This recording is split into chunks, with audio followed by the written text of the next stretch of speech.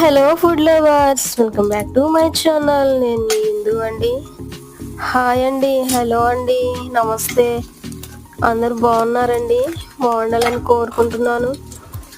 So weekly once అయినా ముక్క లేనిదే ముద్ద దిగదంటారు కదండి.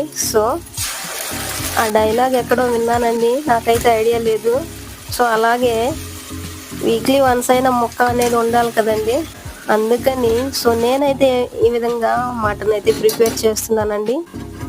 మటన్ కర్రీ అయితే చాలా టేస్టీగా సూపర్గా ఉందండి. పిల్లలైతే చాలా ఇష్టంగా తింటారండి. ఇలా కుక్కర్లో చేయడం వల్ల ముక్క మెత్తగా ఉడుకుతుంది కాబట్టి వాళ్ళు తినడానికి ఇష్టపడతారు.